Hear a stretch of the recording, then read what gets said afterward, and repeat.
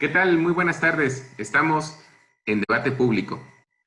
El próximo día 12 de julio es el Día del Abogado en México. Pues para los que ejercemos esta función y estudiamos para ser defensores, para ser abogados, pues es una fecha importante que, a diferencia de otras fechas, generalmente no se celebra de una manera vamos a decir así, festiva, como a lo mejor ocurre con otras profesiones que ocurren dentro, por ejemplo, de los ciclos escolares, y que pues con ese motivo las universidades a veces pues generan algún tipo de actividad que puede ser, insisto, hasta festiva.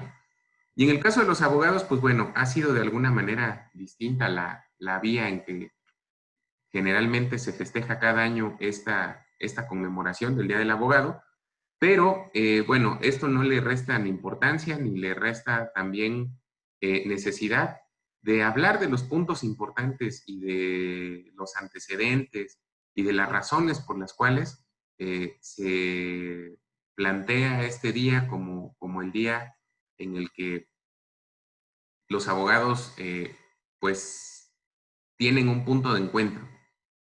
Esta tarde, aquí en Debate Público, yo tengo el honor y el privilegio de recibir como invitado a la distancia, por la sana distancia, a un amigo que yo quiero y respeto mucho, al doctor Rodolfo Moreno Cruz. Doctor, buenas tardes. Buenas tardes, maestro Adrián. Agradezco muchísimo la invitación. Como siempre, me siento muy agradecido y muy contento por este espacio que se me concede. Gracias. Pues como lo habíamos platicado previamente, doctor Rodolfo, estamos a pocos días, ahora va a caer en domingo, el Día del Abogado. Y pues bueno, además de la fecha en particular y de la circunstancia que siempre rodea el Día del Abogado, pues ahora tenemos una circunstancia todavía más compleja, que es la de la pandemia por COVID-19, que de alguna manera pues en todas las actividades de nuestra vida nos desmoviliza, pero que no por eso tenemos que dejar de de seguir adelante, vamos a decir así, con nuestra vida, con nuestro trabajo, con nuestras actividades. Y también en este sentido, pues resulta muy importante el hecho de que podamos también en la normalidad que ahora tenemos que vivir, pues seguir con los puntos de nuestra vida. En ese sentido, y bueno, para hablar ahorita dentro de unos minutos propiamente de esta cuestión, creo que vale mucho la pena hablar de, no sé si sea correcto decirlo, de la historia de la abogacía en México y las razones que en cierto sentido le dan origen y le dan vida a esta conmemoración del Día del Abogado. Yo te plantearía como primer pregunta, eh, ¿en dónde encontraríamos esos puntos de referencia históricos de los abogados, primero en el mundo hispano, porque al final de cuentas son nuestro antecedente cultural, social, educativo también? Y luego, ¿cuáles son esos antecedentes de la abogacía en México? Gracias, maestro Adrián. Sí, los antecedentes más inmediatos que tenemos en México sobre la abogacía son precisamente cómo surge el fenómeno de la defensa de las personas involucradas en un proceso en España, en los reinos de España, y después, posteriormente, cómo se traslada ese mismo fenómeno hacia las colonias en Latinoamérica y que genera un conglomerado de cultura jurídica iberoamericana. Aquí quiero comentar dos principales bloques, ¿no? Digo, la formación jurídica en el mundo occidental tiene dos pilares, que es, por un lado, la cultura anglosajona y por otro lado, la cultura hispana, bueno, en su momento occidental, europea. Sin embargo, también algo que se ha invisibilizado, pero que en los últimos estudios, en recientes fechas, se ha resaltado, es que también Latinoamérica, las culturas prehispánicas, las culturas en México, en Colombia, en Perú, tenían una cultura de defensa. Había instituciones y había personas que desempeñaban este papel de defensor de cada una de las personas que se habían involucradas en diversos procesos. Entonces, a la pregunta de cómo podemos contemplar el fenómeno de la historia jurídica en Iberoamérica, yo clasificaría a tres grandes momentos, tres grandes categorías. La categoría de lo que sucedía en España, la categoría de lo que sucedía en América Latina bajo las reglas de la corona, pero también lo que sucedía en los pueblos y comunidades indígenas con su propia normatividad. En relación al primer aspecto de lo que sucedía en España, el ejercicio de la abogacía se realizaba como una actividad no regulada, ni siquiera profesional, hasta el siglo XII. Es a partir del siglo XII cuando se dan algunas primeras estructuras normativas en el mundo español. En esa primera reglamentación se identifica lo que se conoce como el Fuero Viejo de Castilla. En este caso del Fuero Viejo de Castilla es el conglomerado normativo de una serie de disposiciones que regían a toda la comunidad.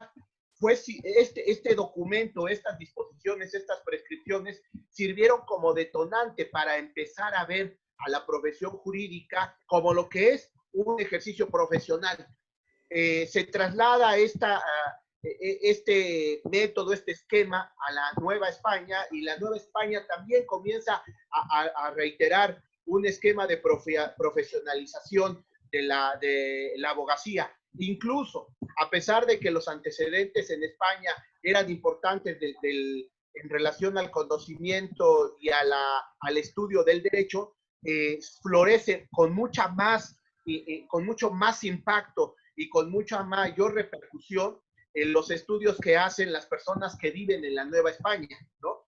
Por ejemplo, tenemos el antecedente de que cuando se inaugura la Universidad de México, uno de los primeros doctores en españoles que viene a México hace grandes aportaciones en relación al estudio del derecho civil. Ahora bien, con lo que sucedía respecto a los pueblos y comunidades indígenas, la figura de la defensa era una figura vista no solo como un defensor, sino incluso como una guía para la resolución de conflictos.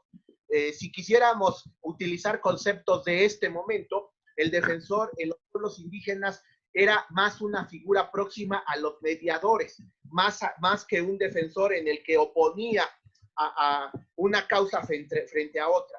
La historia, los documentos nos muestran que en los pueblos indígenas era mayormente la búsqueda de los consensos a través de la mediación como se generaba la resolución de conflictos. Y bajo esta óptica, entonces el defensor era un personaje con las cualidades específicas, desde la calidad moral hasta la calidad estratégica para lograr la solución de esos conflictos. Eso sería como un acercamiento muy, muy general hacia lo que puede decirse de la historia de los tres momentos hispanoamericanos de la cultura jurídica. Claro, porque además una cuestión que es bien importante en este sentido es que al final de la Edad Media y al inicio de la modernidad, es decir, hablamos ahí del siglo XV, siglo XVI, España particularmente tenía una producción muy intensa lo voy a decir de una manera que a lo mejor es incorrecta, pero de productos jurídicos, ¿no? Producía abogados, tenía una reglamentación que en su tiempo era de vanguardia. Digo, por mencionar a lo mejor una de las disposiciones que le da mucho origen y que le da mucho contexto a todo lo que ocurre en América, es esta ley de las 7 partidas de Alfonso X el Sabio, que unos años antes, en el siglo XV, había dictado todas esas reglas que luego ocupa Cortés, por ejemplo, para darle estructura jurídica a lo que estaba haciendo, que eso es muy polémico hoy en día, todavía que ahora hay quien quiere que España le pida disculpas a México por lo que pasó, y bueno, es más bien yo en lo particular lo considero como un acto de revisionismo histórico, porque pues, no podemos juzgar con los parámetros que tenemos hoy en día lo que ocurrió hace 500 años, ¿no? Sin embargo, creo que es muy relevante esta parte en lo específico que yo te agradezco mucho que lo pongas y debemos de ponerlo mucho en la perspectiva, que no nada más en la cultura jurídica se habla de lo que pasó en España y de los conocimientos y del ejercicio jurídico que vino de España a la Nueva España, sino también lo que ocurrió en los pueblos indígenas, porque como bien lo dices, en los pueblos indígenas, en las comunidades originarias, se ha practicado también dentro de sus parámetros de la tradición oral, de la repetición de ciertas conductas, un ejercicio jurídico restaurativo, vamos a decir así, en gran medida, que les ha permitido a las comunidades resolver sus problemas y seguir conviviendo sin romper sus propios tejidos a partir de lo que ha pasado día a día. A lo largo de estos últimos años hemos visto, por ejemplo, cómo se han recuperado algunos documentos, expedientes, vamos a decir así, de la época colonial, en donde, pues propiamente son juicios, ¿no? Recuerdo uno de aquí de Villalta, que hace 3 o 4 años rescató el Poder Judicial del Estado, el Archivo Histórico, donde se habla, ¿no? De que ocurrían estos mismos problemas que han ocurrido siempre, estas cosas que son como parte de la condición humana, ¿no? Los asesinatos, los robos, ciertas conductas que no son propias de una comunidad o de un tiempo, sino que son producto pues de la propia convivencia humana, ¿no? En lo bueno y lo malo que tiene. Y bueno, en ese sentido creo que vale muchísimo la pena poner en la perspectiva no nada más lo que vino del viejo mundo al nuevo mundo, hablando de aquellos años de la conquista, bueno, primero el descubrimiento de América, la conquista y la fundación propiamente del virreinato de la Nueva España, sino también lo que ya estaba y lo que particularmente ocurrió, que eso es muy del modelo de colonización español, esta entreveración que hubo de las dos culturas para generar todo un espacio nuevo, en este caso de ejercicio y de conocimiento jurídico. Ahora bien, doctor Rodolfo, de esos antecedentes, ¿qué nombres pudiéramos rescatar? ¿Qué abogados dignos de mencionar pudiéramos rescatar dentro de los muchos que seguramente ha habido a lo largo de estos pues casi 500 años? Estamos a punto de llegar a los 500 años de la caída de Tenochtitlan, que ocurrió el 13 de agosto de 1521. Es decir, el año que entra se va a tener que conmemorar, yo no sé si con gusto o con disgusto, pero al fin es un proceso histórico que no podemos remediar, la caída de Tenochtitlan y la fundación propiamente de este México que conocemos, aunque bueno, esa puede ser otra discusión porque México, pues son muchos Méxicos, ¿no? Pero bueno, en ese contexto, ¿qué nombres rescataríamos, doctor Rodolfo? Muchas gracias, maestro Adrián. Sí, hay, por ejemplo, en el caso particular de los pueblos indígenas, las comunidades registraban a sus defensores a través de la comunicación verbal y no tenemos el nombre, ¿no? Por ejemplo, los aztecas, Tepantlato llamaban a sus defensores, a sus mediadores, y así sucesivamente cada cultura. Es hasta posterior a la instalación de la universidad en México, en el país, cuando ya empiezan a sentarse y registrarse algunos nombres en la historia jurídica mexicana que me parece fundamental que siempre debemos tener presente. Claro. La lista es muy extensa, sin embargo me parece que es importante mencionar a algunos que han destacado por su labor importante para la construcción del país, que si bien no son las figuras que pueden ser más visibilizadas dentro de la historia o oficial, por llamarle de alguna manera, sí construyeron atrás de los tomadores de decisiones el establecimiento de instituciones, de normas, etcétera.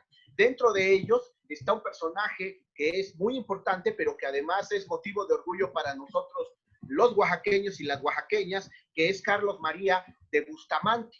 Junto con Carlos María de Bustamante tenemos una relación muy amplia de otros abogados, como José María Lafragua, José María Orozco y Bertra, José Vasconcelos, Martín Luis Guzmán, Artemio de Valle Arispe, José Fuentes Mares, Emilio Rabasa, Carlos Montemayor, que serían las personas que han venido construyendo, yo me atrevería a decir, incluso una teoría y una doctrina mexicana a través de sus escritos, a través de sus ideas, gente muy seria, muy profesional en relación a su propio momento histórico, pero que además le debemos indudablemente la construcción de las instituciones jurídicas mexicanas. También creo que no debe de pasar por desapercibido una de las primeras mujeres que fue licenciada en Derecho en México, y que se trata de María Asunción Sandoval. Ella, desafortunadamente, los archivos no han registrado mayor información sobre de ella.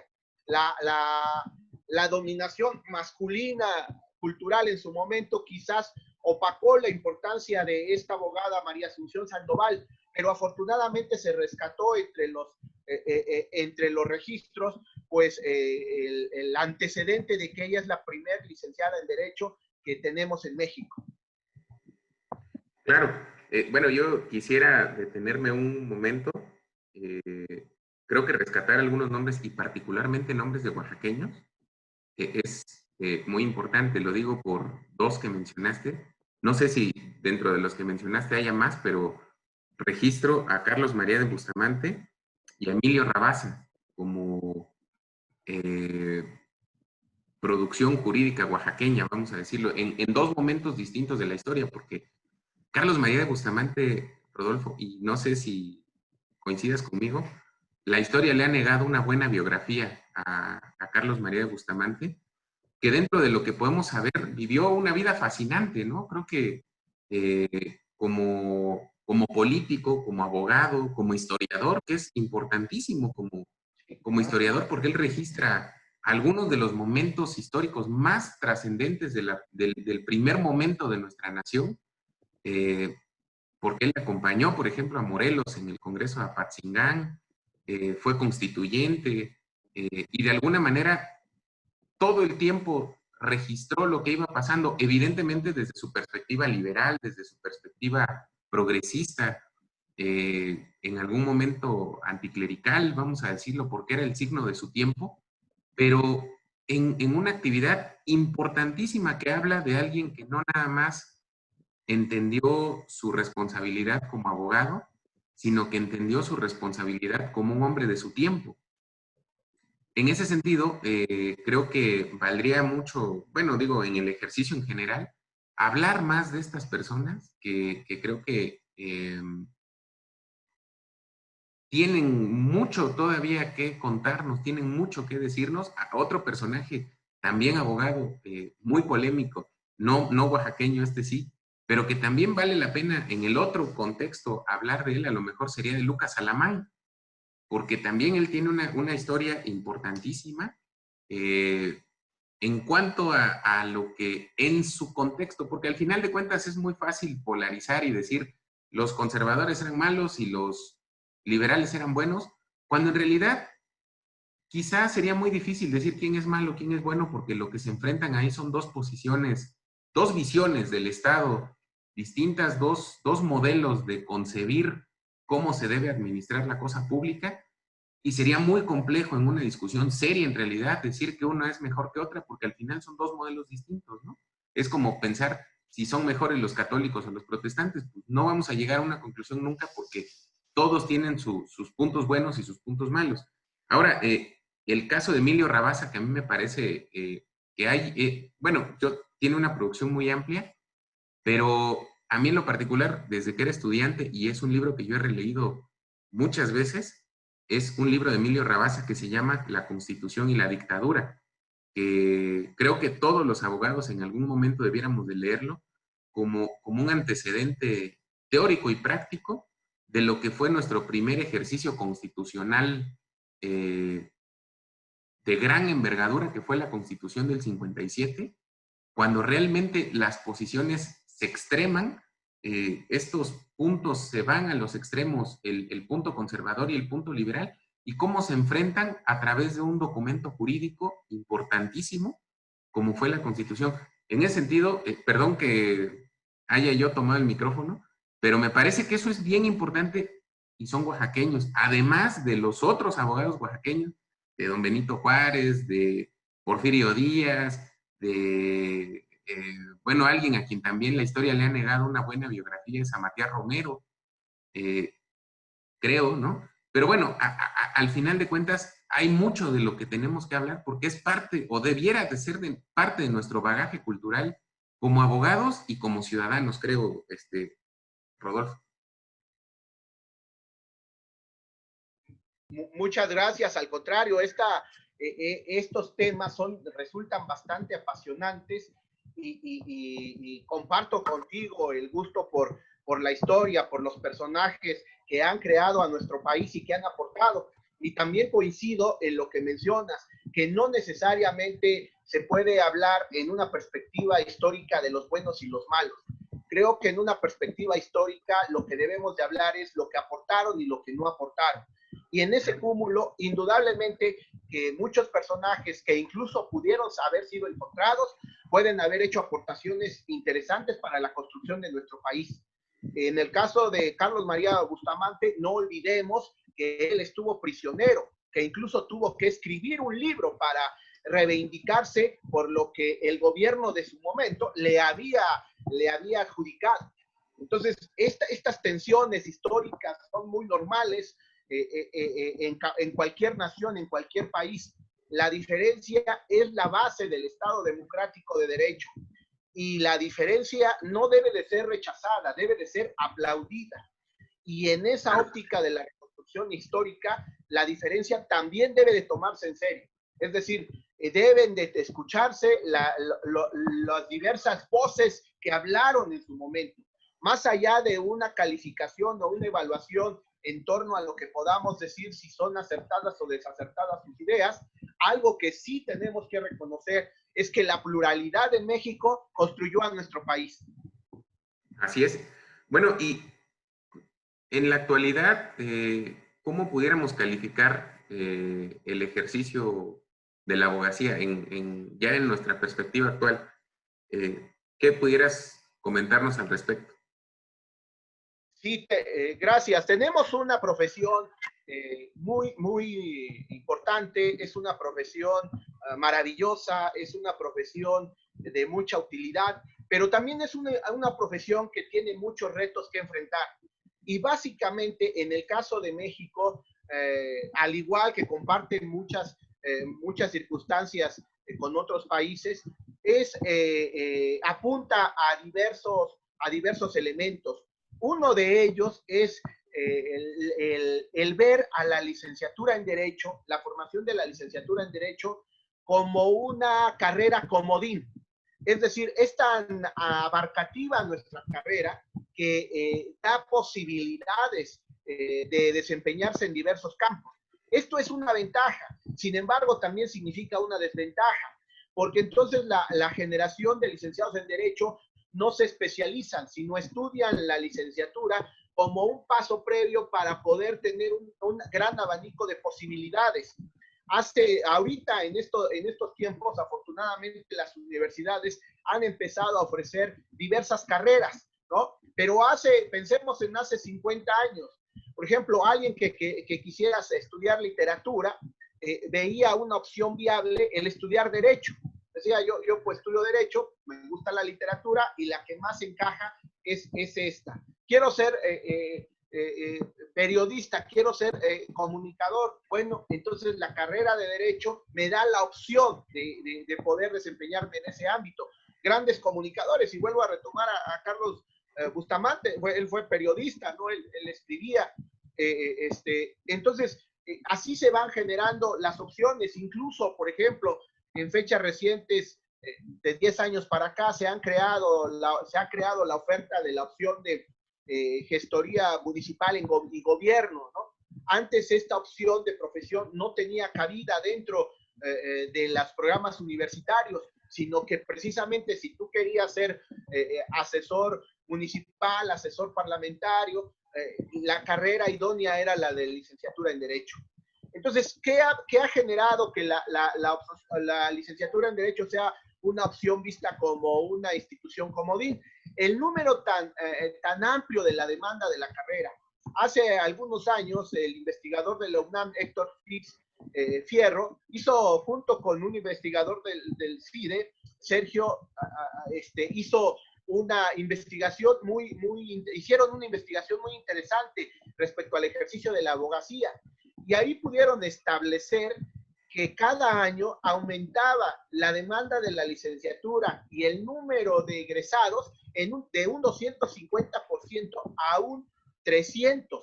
Es decir, así va creciendo el número de abogados, ¿no? Es una cantidad bastante alta vista en comparación con algunas otras profesiones que solo eran demandadas o solo egresaban algunos profesionistas de su carrera con el 0.25% o el 1% o el 2%, ¿no? La carrera de Derecho crecía y sigue creciendo a magnitudes muy amplias.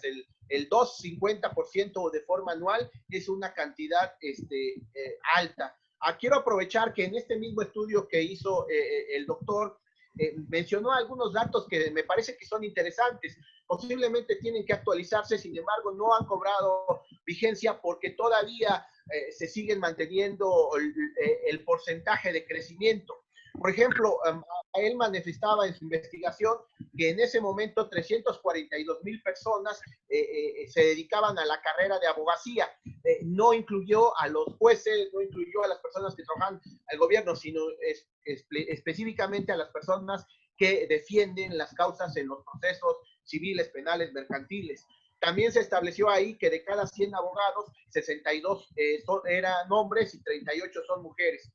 Las entidades federativas con mayor presencia de abogados y abogadas era el Estado de México y Jalisco, que concentraban en ese momento el 46.9% de los espacios en el país. La edad promedio de las abogados y de las abogadas y los abogados fluctúa entre los 39 y 40 años.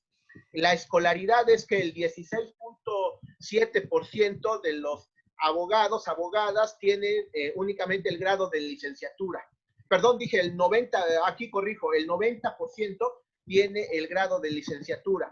Y solo el 5%, el 0.5% tiene el grado de maestría y doctorado. También señalaron que de cada 100 abogados, 59 son trabajadores remunerados y asalariados y 32 trabajan por su cuenta o son nuevos empleadores. Estos son unos datos muy interesantes que a la vista de un análisis empírico nos puede dar referencia a qué estamos haciendo los abogados, a qué nos estamos dedicando y cuál es nuestra perspectiva en este momento. Claro, y algo que es bien importante y que en otros países tiene una relevancia inmensa es la colegiación de los abogados. Creo que en México todavía vamos en un camino de ida hacia un proceso más acabado de colegiación, pero mucha gente ni siquiera sabe por qué es importante eso. ¿Nos puedes hablar un poco al respecto? Sí, el tema de integrar colegio, las y los abogados pueden ejercer libremente la profesión sin necesidad de estar afiliados a un colegio. Sin embargo, desde diversos frentes se ha propuesto que la inscripción a un colegio, entendido un colegio como una agrupación de profesionales que se rigen bajo principios de ética profesionales y de compromiso social rigurosos y estrictos. Que sea este mismo colegio el que haga la calificación y la evaluación del desempeño profesional de cada uno de sus integrantes. Dicho de otra manera, es una agrupación de profesionistas. En esta agrupación de profesionistas, el propio colectivo se protege y se cuida, pero también exige el cumplimiento de ciertos estándares. Por ello, parece una acertada propuesta el pedir, el solicitar que las abogadas y los abogados se inscriban y se matriculen en un colegio de estas características, porque entonces el compromiso adquirido con la sociedad es mayúsculo. Pero no solo eso, sino que además habrá un órgano colectivo que estará vigilando el desempeño de cada uno de estos profesionistas. La falta de regularización en el cobro de la retribución económica al ejercicio de los salarios no es uniforme en nuestro país, incluso en nuestro estado, no hay un tabulador.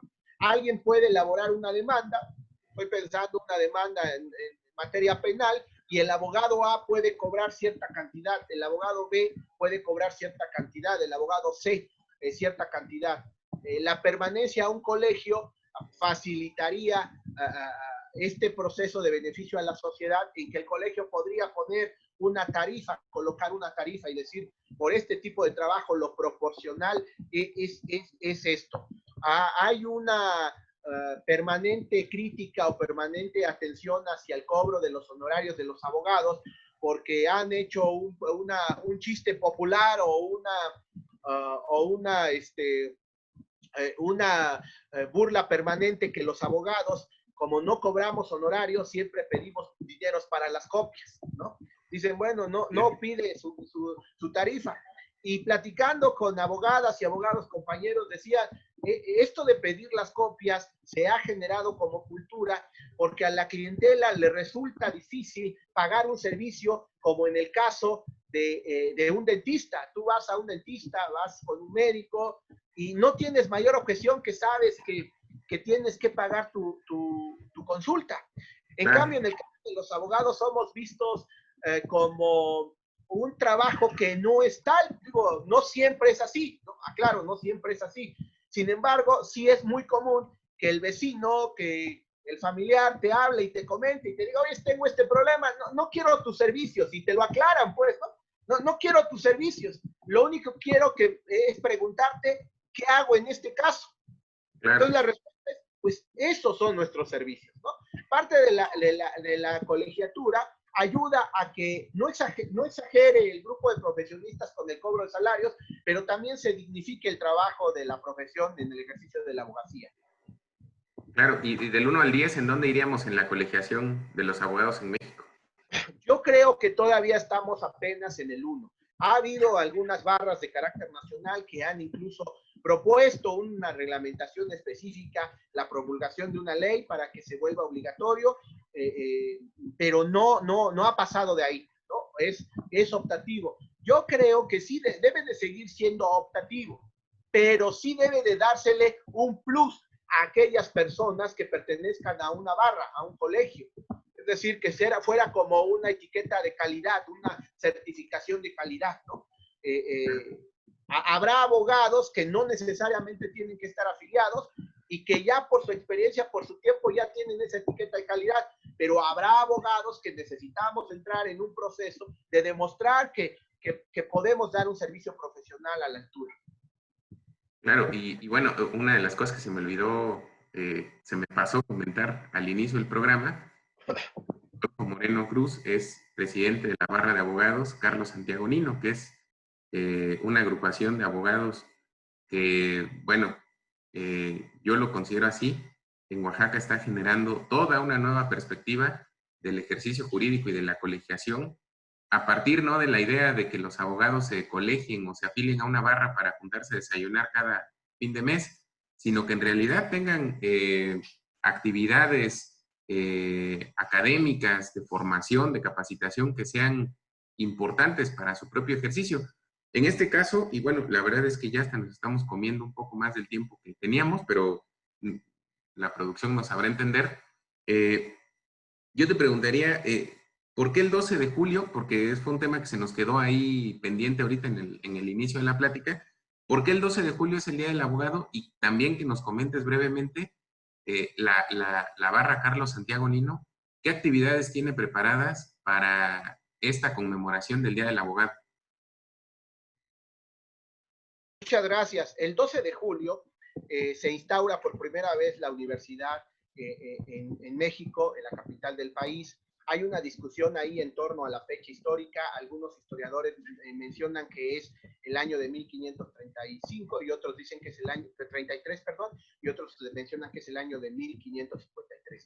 Más hay ahí una pugna histórica muy interesante que ahorita no tendría tiempo de explicar, pero quisiera yo resumir con esa situación. El día 12 de julio se establece en la Nueva España, en México, la primera universidad y se inaugura con ello la primera cátedra de la materia de Derecho, por llamarle de alguna forma.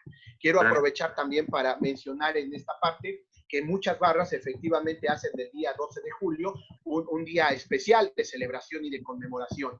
Desde la barra Carlos Santiago Nino quiero aprovechar este espacio concedido para hacer una invitación a que nos puedan seguir en la transmisión virtual que vamos a hacer de un evento. Vamos a tener en la conferencia magistral al doctor Juan José Moreso de la Universidad Pompeu Fabra. Él es un teórico, un filósofo del derecho, y es muy cercano a las propuestas de Carlos Santiago Nino, pero también a las propuestas de John Rawls y de Habermas. Ha elaborado una teoría constitucional importante, interesante en estos momentos de pandemia, en estos momentos de cambio de perspectiva del derecho.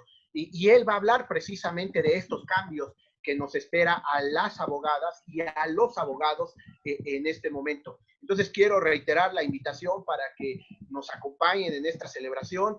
En esta celebración también vamos a hacer un reconocimiento. La barra Carlos Santiago Nino ha instaurado un premio que nosotros llamamos el Laurel Carlos Santiago Nino, y se otorga a las personas que por su desempeño y trascendencia han logrado beneficios de carácter nacional o internacional.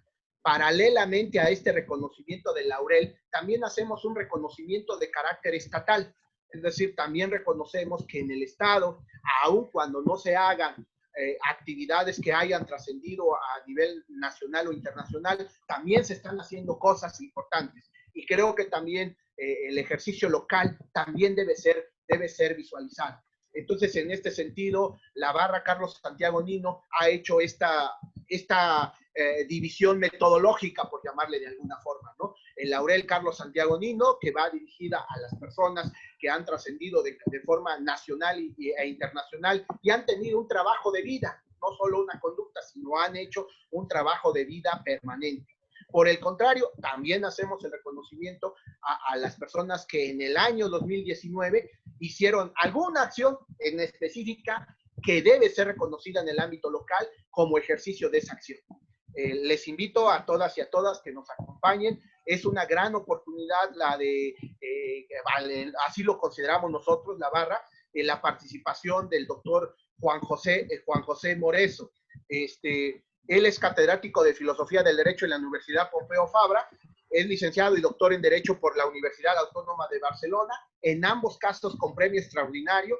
Ha trabajado principalmente en la teoría del derecho, prestando fundamental atención a la teoría constitucional. Quiero también comentar que él actualmente se desempeña como presidente de Aquí Cataluña, es decir, es el presidente de la Agencia para la Calidad del Sistema Universitario de Cataluña, que desempeña al mismo tiempo el cargo de Consejo de Gobierno y de su comisión permanente, por lo cual ejerce la representación institucional de la agencia.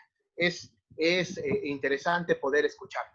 Claro, ¿cuándo y cómo podemos acceder a esa?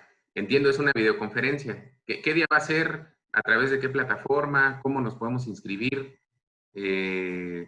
Todo esto para que la gente que nos acompañe esta tarde, pues, si está interesada, se acerque y obtenga su acceso para esta ponencia. Muchas gracias. Sí, se puede buscar en la página del Face, se puede buscar el nombre, barra Carlos Santiago Nino. En la barra Carlos Santiago Nino está la convocatoria para inscribirse a la plataforma, pero también se puede seguir desde la transmisión en vivo que nosotros vamos a realizar en la propia página del Facebook. Entonces, en este sentido, el lugar indicado para poder darle seguimiento a la conferencia es la página de la barra Carlos Santiago Nino. Claro, de Facebook. Doctor, pues yo te agradezco mucho estos minutos que nos has regalado de tu tiempo. A la distancia podemos seguir platicando, podemos seguir intercambiando ideas. Esto es una maravilla de la tecnología, que podamos hacer esto a pesar de que no podemos, por las propias circunstancias, estar en la misma mesa esta tarde. Pero bueno, yo te agradezco mucho. No sé si tengas alguna cuestión más que agregar. Muchas gracias, maestro Adrián. De nueva cuenta, gracias por la invitación. Y solo recordarles un dato que se me olvidó. El evento va a ser el día domingo. 12 de julio a las 10 de la mañana, a partir de las 10 de la mañana y aproximadamente terminará a las 12 del día. Gracias, maestro Adrián. Gracias, doctor, y gracias a todos ustedes que desde sus hogares nos acompañan en esta transmisión a través de regeneración.com.mx. Esto fue Debate Público. Aquí nos vemos el próximo miércoles a la 1 de la tarde, como cada miércoles. Muchas gracias y muy buenas tardes.